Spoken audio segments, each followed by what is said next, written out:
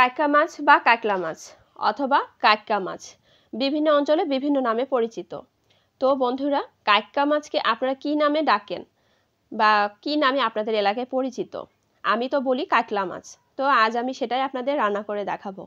তার জন্য তেলের মধ্যে পেঁয়াজ দিয়ে আমি ভেজে নিচ্ছি। আমি এখানে 1 কাপের কম পরিমাণ পেঁয়াজ নিয়েছি। তারপরে এটাকে আমি লাল করে ভেজে নেব। পেঁয়াজ ভাজা হয়ে গেলে আমি এর মধ্যে দিয়ে দেব 1 চামচ পরিমাণ জিরা আর 2টি পেঁয়াজ আমি এখানে বেটে নিয়েছি, সেটা দিয়ে দিলাম। এখন এটাকে আমি তেল আর পেঁয়াজের সাথে ভালোভাবে নেড়েচেড়ে আবারও ভেজে নেব। বন্ধুরা, এখন এর মধ্যে আমি 1 চামচ পরিমাণ আদা বাটা আর 1 চামচ পরিমাণ রসুন বাটা দিয়ে দিলাম। এখন এইগুলিকে ভালোভাবে নেড়েচেড়ে আবারও পেঁয়াজের সঙ্গে ভেজে নেব। আমি এর মধ্যে একটু পানি দিয়ে মশলাটাকে কষিয়ে নেব। কিছুক্ষণ কষানোর পরে আমি এর মধ্যে 1 চামচ করে হলুদ, মরিচ আর ধনিয়া গুঁড়া আর 1 চামচ পরিমাণ লবণ দিয়ে আবারও নেড়েচেড়ে মশলাটাকে ভালোভাবে কষিয়ে নেব। আর কষানো হয়ে গেলে বন্ধুরা, তারপরে আমি এর মধ্যে আবারও একটু পানি দিয়ে দেব। পানি দিয়ে এখন নাড়াচাড়া করে কিছুক্ষণ রেখে দেব। 2 মিনিটের মতন আমি মশলাটাকে কষিয়ে নেব।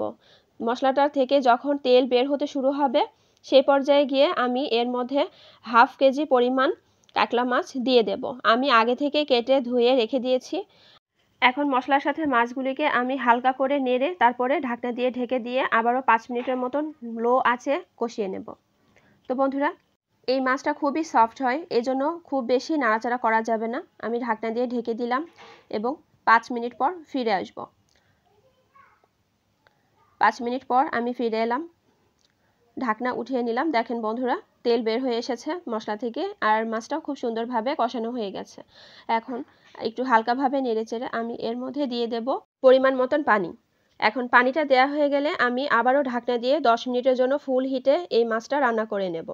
10 মিনিট পর ফিরে এলাম। আমি 4টি কাঁচামরিচ মাঝখান দিয়ে কেটে এর মধ্যে দিয়ে দিলাম আর দিয়ে দেব পরিমাণ মতন ধনিয়া পাতা কুচি।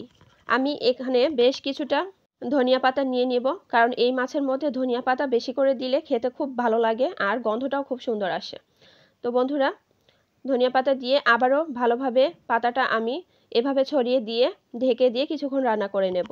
আর এই পর্যায়ে চুলার হিট আমি মিডিয়াম লো আঁচে করে দেব, যাতে তরকারি থেকে ধনিয়া পাতার গন্ধটা খুব সুন্দরভাবে ছড়িয়ে যায় এবং তরকারির যে স্বাদ সেটা আরও বেশি হয়ে যায়।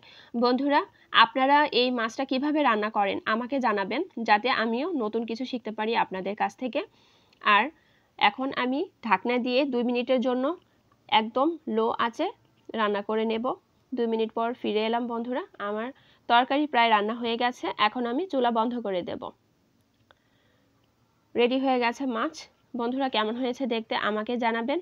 আর ভিডিওটি ভালো লাগলে অবশ্যই লাইক, কমেন্ট এবং শেয়ার করে দেবেন। কিছু যদি ভুল ত্রুটি হয় তাহলে ক্ষমা সুন্দর দৃষ্টিতে দেখবেন বন্ধুরা। আসসালামু আলাইকুম।